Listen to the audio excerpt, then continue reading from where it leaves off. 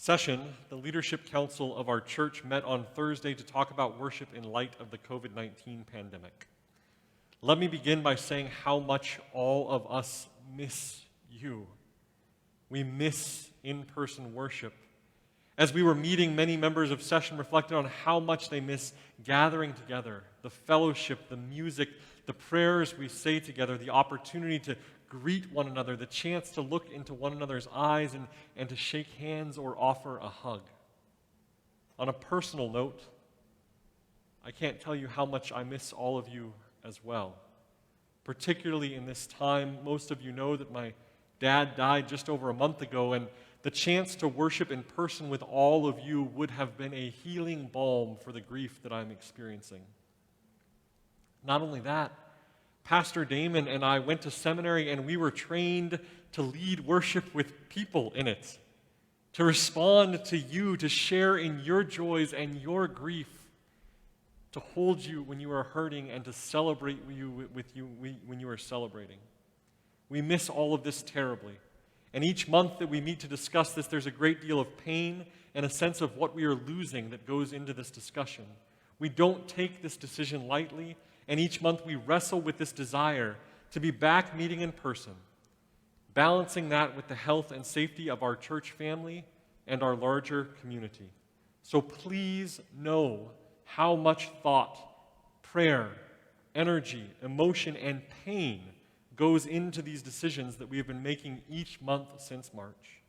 And please understand that and approach your church leadership with grace and with love, because we need it. We all do.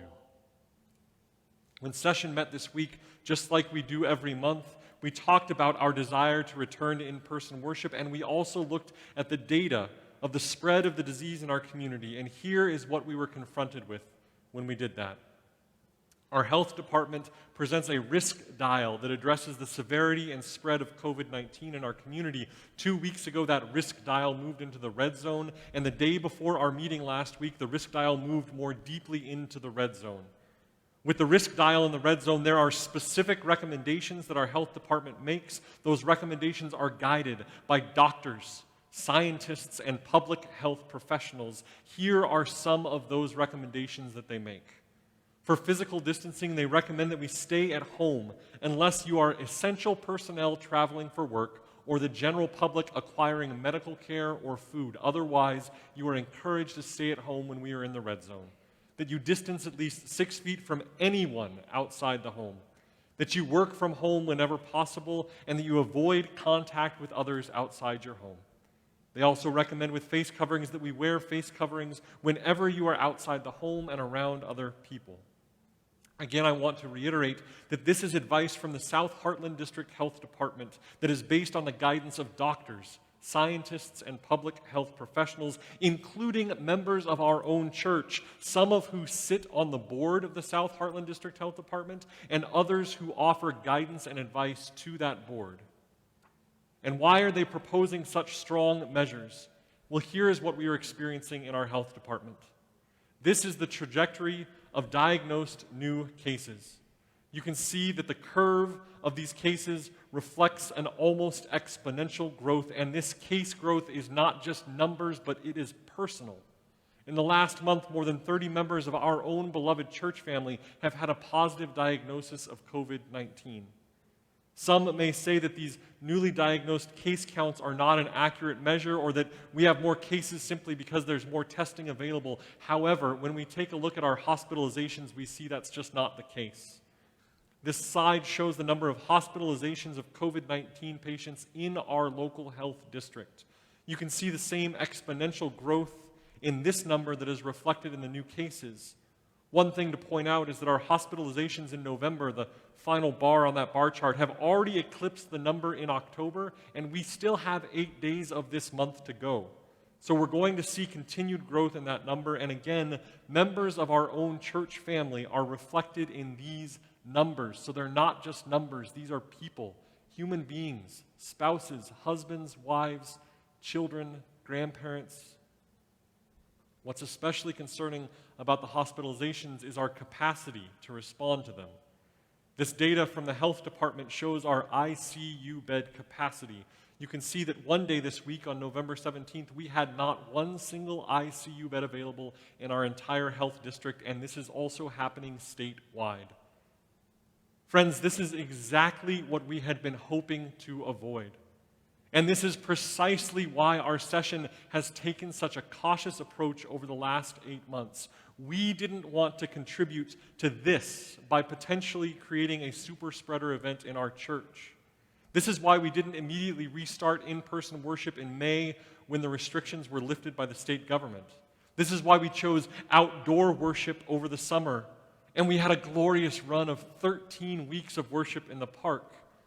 Unfortunately, once the weather got cold last month, we looked at this data and the rise in cases and hospitalizations, and we made the difficult decision to continue to suspend in-person worship in our building despite all of our desires to get back to worshiping together as a family of faith.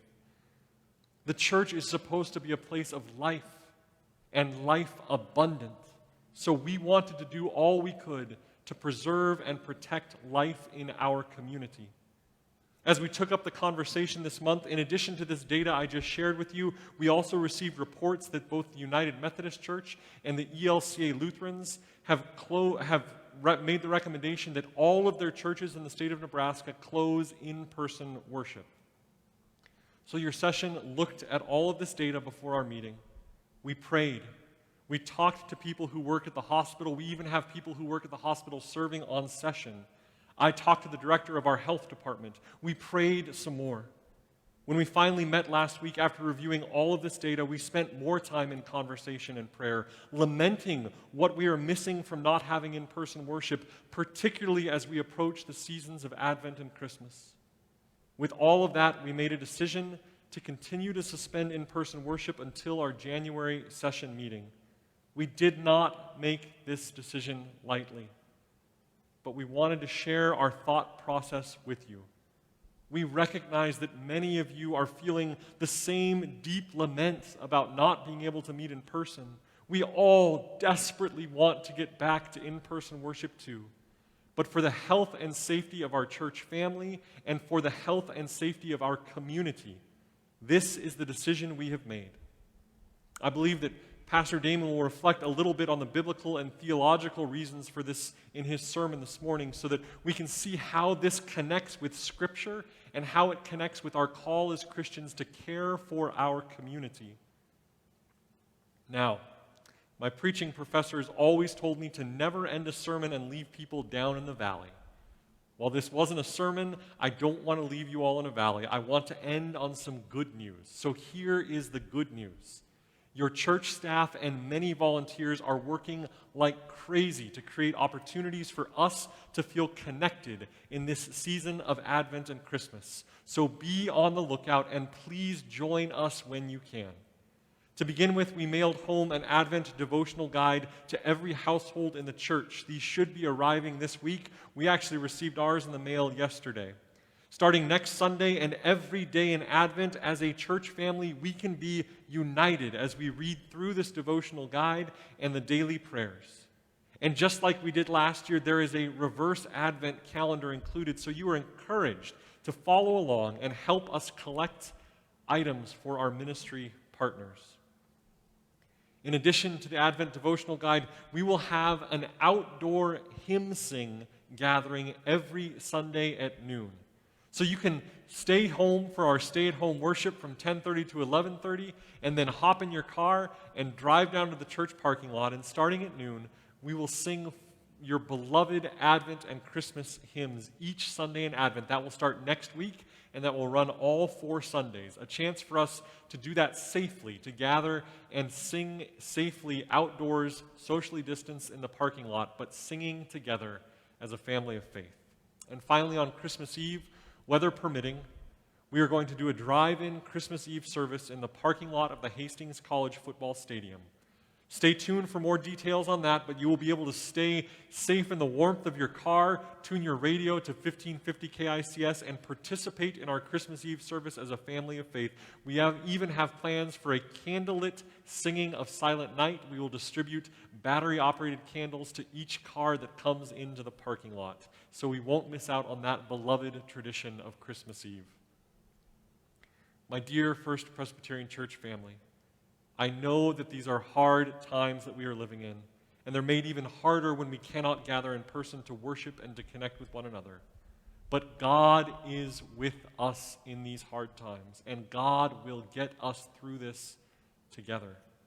There is an end in sight with the good news we received over the last 2 weeks about vaccinations, so if we can just stay the course for a few more months, I know we will be able to get back to in-person gathering. In the meantime, let's all continue to take these steps to protect the health and safety of our church family and our beloved community of Hastings.